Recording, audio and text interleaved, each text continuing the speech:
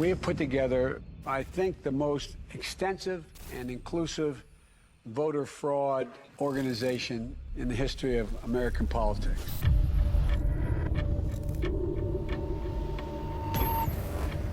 Let me say it again. The 2020 election was the most secure Election in American history. Let me begin by asking a very simple question. Do we know the truth about what really happened in the 2020 election? I think millions of Americans know something went wrong, and they have little pieces, and no one's really put it together. I'm agnostic on this question, and I am awaiting more information. If I believed the president were a Nazi, I might steal an election. Bold accusations require bold evidence, and they haven't seen it. We have been working on something big. Show me the money. Can we meet? I've been working with Greg Phillips. He has a deep background in election intelligence. True the Vote has the largest store of election intelligence for the 2020 elections in the world. No one has more data than we do.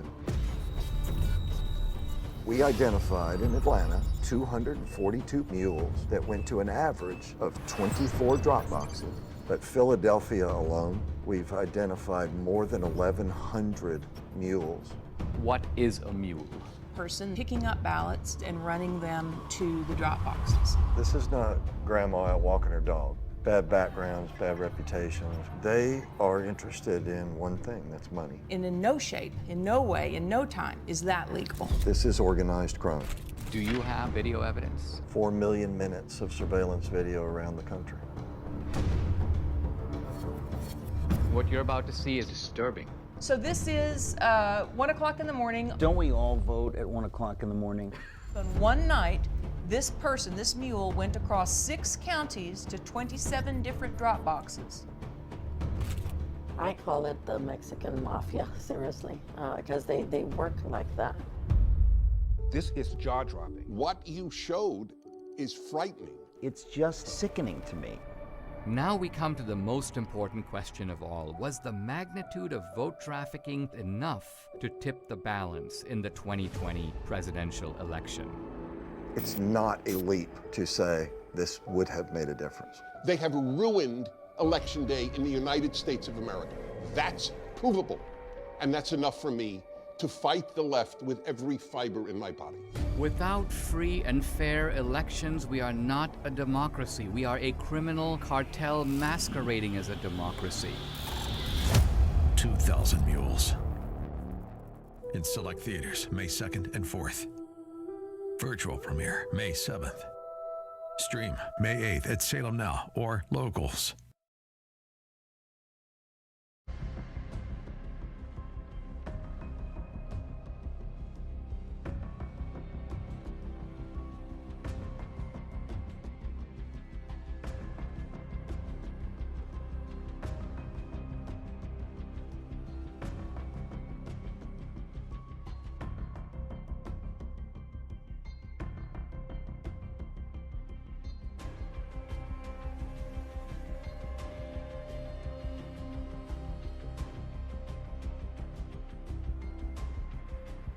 What you are seeing is a crime. These are fraudulent votes. In 2 of our 5 key states, you were allowed to give your ballot to be delivered by a family member or a caregiver. This is vote harvesting, but it's not the same as ballot trafficking. In no state in America is it legal for nonprofit organizations to collect ballots and pay mules to deliver them to mail-in drop boxes.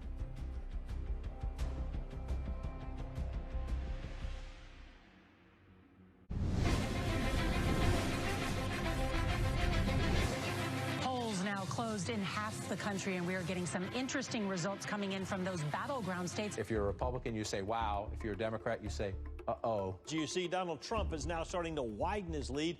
President Trump now with 54% of the vote. The president right now has the lead in the Keystone State. We're going to have a great night, and we're going to have, much more importantly, we're going to have a great 4 years. The 2020 election haunts the American mind. Here's where it gets really bizarre. Fulton County, most populous county, it is Atlanta. They just stopped counting. Nevada, meanwhile, has stopped counting votes. They've all stopped counting for the night? All right, welcome back. This is CNN's special live coverage, 10:31 a.m. on the East Coast. Why am I giving you the time? Well, if you managed to sleep last night, things changed. You may have gone to bed thinking this election was headed one way, and then you woke up and you saw things were different. Also overnight, Joe Biden pulled ahead in the state of Georgia. Joe Biden takes the lead in Pennsylvania. Okay, we have an announcement to make. Joe Biden has run for president 3 times, and the 3rd time has turned out to be the charm. One side insists it was the most secure election in U.S. history.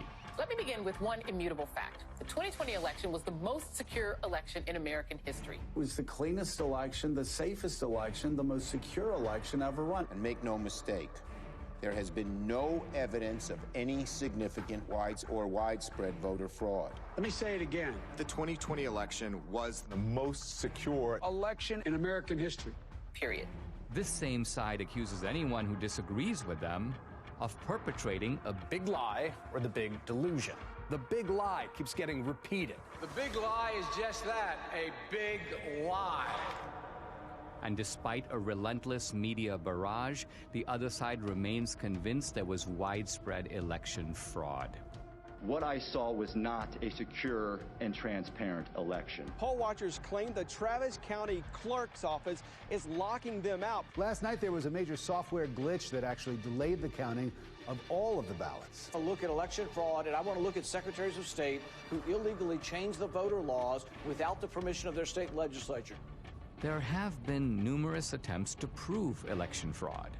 A van dropping off ballots in the early morning hours of November 4th, 8 hours past the deadline. She said her mother was in a nursing home and did not have the mental capacity to vote. We've obtained video tonight that shows a man dropping several ballots into a drop box. Scottsdale woman pleads guilty to casting a ballot in her dead mother's name. Shows a man buying a registration form for an absentee ballot from a voter, giving him, quote, pocket money, unquote, of $200.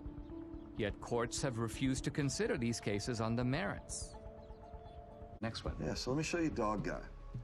So Dog Guy, middle of the day, this is actually at a polling place. So the people in line are waiting to go in and vote early. They're doing it the right way. Okay, now you've got some other people going to walk up. This lady doesn't care, but this next guy cares. He's watching the whole thing. The guy looks up, talks to him. Got the ballots under his arm already. Now he's got the rest that he pulled out of the bag. And he's going to get his camera ready to take the pictures as he puts them in there. If you consider the brazenness of this, right? This is the middle of the day. There's people sitting there watching you cheat. People that are doing it the right way. But it's difficult for them to know what to do, except observe and maybe say, what's going on here? What did I just see? They wonder, what does this all even mean if this is happening in broad daylight and nobody's doing anything to stop it? And so these are the kind of things, 4 million minutes of this. This was an organized effort to subvert a free and fair election. This is organized crime. You can't look at this data in its aggregate and believe anything otherwise. That's especially true when you consider that in places like Georgia, it was only decided by 10,000, 12,000 votes. And you look at 5,000 visits just from our mules, it's not a leap to say, yes, this would have made a difference. Adding these numbers up, we have 2,000 plus mules based upon not searching these whole states. And remember, we're only talking about a small number of states. We're not talking about the whole country. We're not even talking about whole states. We're not even talking about whole states. Right, that's right. And we're also talking about a gross undercount of the actual number of mules because you set a high bar. They had to go to 10 drop boxes. So if there's a mule who went to 7 drop boxes, you wouldn't catch that guy. And they had to go to nonprofits. So they had to meet those 2 criteria and then go to one of the geofence drop boxes. If they met the 2 criteria but went to a post office box, we're not going to look at them. One of the slogans of the Democrats through all this debate has been make every vote count. And I think we can now see in a chilling way that this is kind of what they mean. What they mean is it doesn't matter if all kinds of illegal ballots are being dropped in. let's just count them. Now the narrative needs to be that this is the most secure election. This is the most fabulous election we've ever had. Pay no mind to the millions of Americans that are saying something is not right. This does not make sense.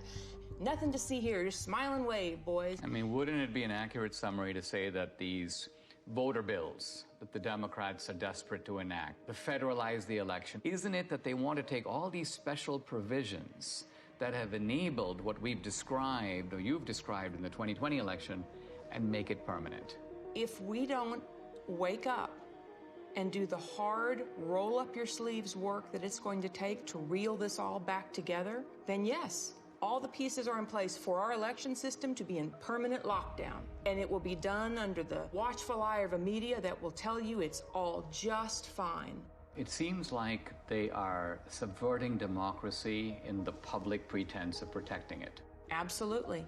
And it won't stop unless we stop it. If I look across the swath of Republicans, this is not the kind of issue that they seem to be comfortable with. It's almost like they would rather endure. That's right. As I said, well, it's a gamble, right? Because the ones that are enduring are currently elected and in power. When you watch these brazen acts and nobody says a word because they're scared that they're going to be sued, because they're scared that they're going to be canceled, because they're scared that they're going to be silenced, that kind of chilling effect is exactly what they want. And as I said, on the other side of fear is freedom. If you never get past the fear, you're never free. Let's sum up what we know. Do we know for sure that this was not, in fact, far from, the most secure election in history? It was not. We know that for a fact. Do we know for a fact that there was coordinated, systematic fraud in all the key states where the election was decided? Yes. Yes. And therefore, does it follow that the people who suspected fraud, even though they didn't have the proof, their suspicion was right? Absolutely. Their instincts are right. And moreover, that the states that are trying to do something about systematic fraud by restoring a modicum of, let's call it the old rules, checking your voter ID, checking signatures. You want a mail-in ballot? You know what? You got to request an absentee ballot. We're not going to send 20 million ballots out there and see what comes back. That these voter integrity laws, far from being voter suppression, are actually a legitimate way to make sure that the people who vote are actually eligible to vote. 100% accurate. That's absolutely correct.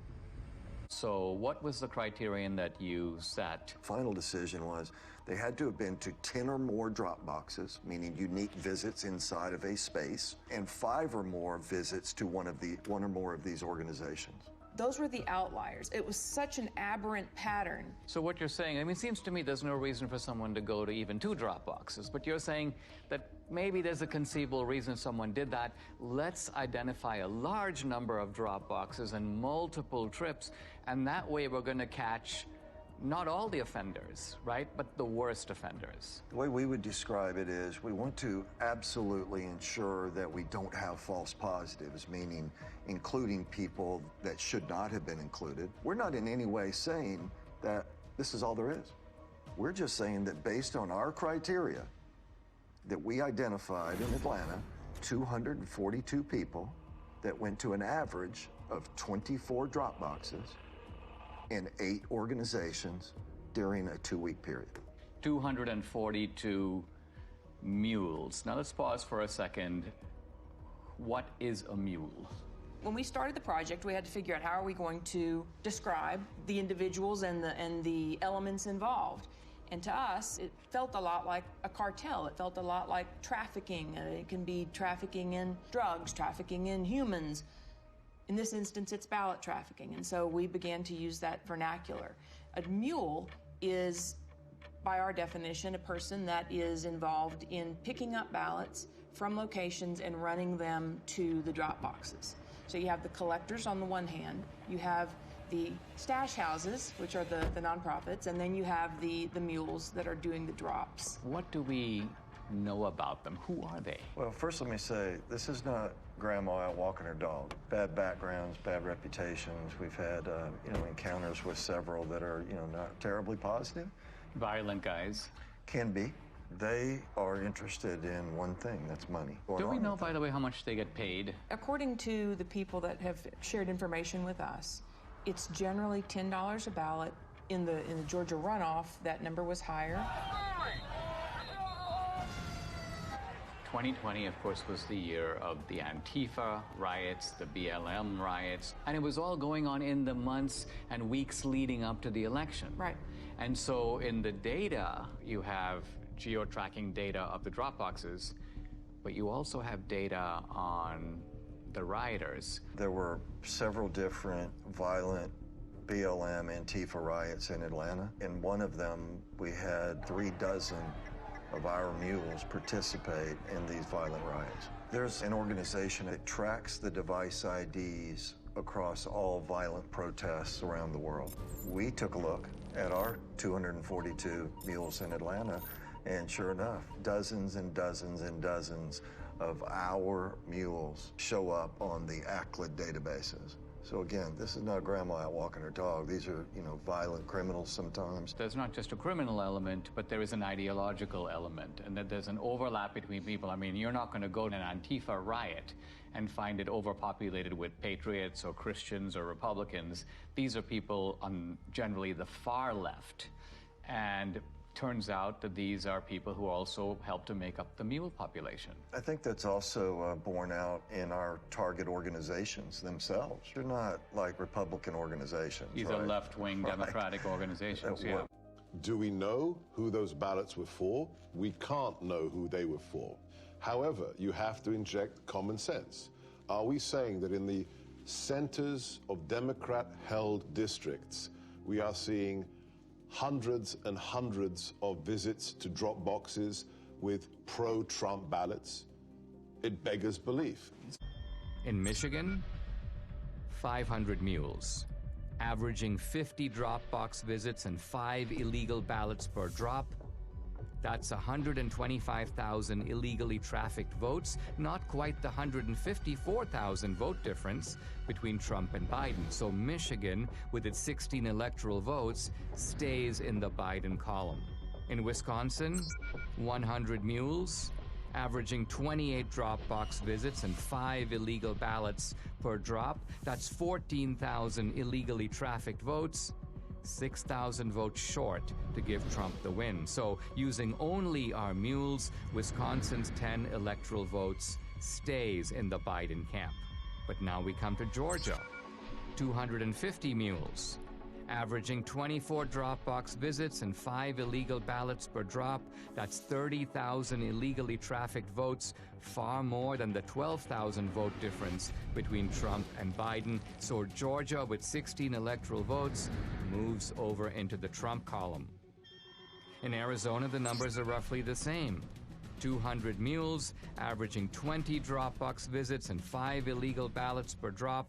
That's 20,000 illegal votes. Again, these illegal votes are substantially more than the 10,000 vote margin that gave the state's 11 electoral votes to Biden.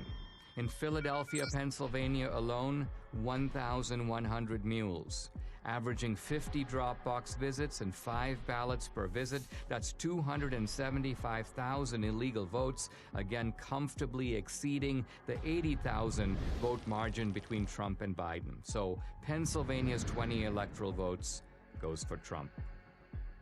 Shockingly, even this narrow way of looking at just our 2,000 mules in these swing states gives Trump the win, with 279 electoral votes to Biden's 259. But no one thinks that our 2,000 mules were the only mules trafficking illegal votes. To widen the search, Greg and his team lowered the criterion from 10 or more to 5 or more drop boxes. This revealed a huge upsurge in the number of mules from 2,000 to 54,000. 54,000 mules. Next, they used a very conservative estimate of just 3 ballots per drop box visit. Now, when we multiply this increased number of mules times the 5 drop box visits per mule times just 3 illegal votes per drop, we find election fraud on an astonishing scale. In Wisconsin, 83,565 illegal votes were trafficked. In Georgia, 92,670. In Pennsylvania, 209,505. In Michigan, 226,590. And in Arizona, 207,435. Using this calculus, Trump would have won all the key states. And the final electoral vote, 305 to 233. We must now face the chilling reality. The Democrats conceived the heist. They funded it. They organized it. Then they carried it out.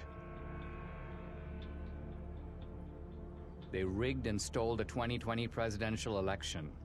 We cannot be okay with this. We cannot simply move on. I disagree that this is not going to be compelling enough. This is a smoking gun. This is O.J. Simpson being seen leaving the scene of the crime. I don't care how partisan you are. You can't dismiss all of this. How do you explain somebody going to a whole bunch of different drop boxes with a whole bunch of different ballots on the same night at 3:57 a.m. in the morning? How do you explain that? That alone. I'm sorry. I think a whole bunch of people in this country are going to go, oh my God. I think that if every American saw that, I think it would move the needle.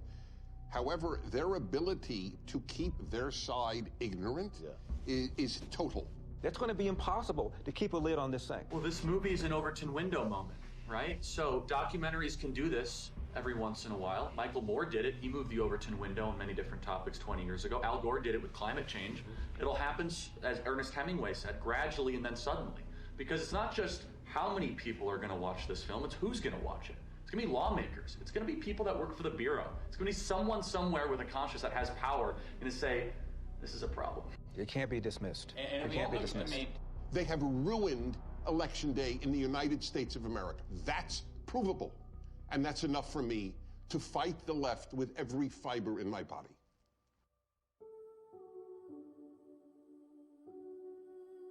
Without free and fair elections, we are not a democracy. We are a nation run by a criminal cartel masquerading as a democracy. Never in U.S. history has a presidential election been as thoroughly corrupted by coordinated fraud across multiple states as we now know took place in 2020. Today, totalitarian regimes camouflage their fake elections with appearance of democracy, but they're not real democracies. We don't want to join them. Our elections must represent the will of American citizens. We who believe in constitutional democracy must be diligent. If we give up, they win. In fact, if enough of us give up, they won't need to cheat anymore. Don't stay home. Get involved. Get out and vote. Do what is necessary to save this great country. The America we love needs us now more than ever.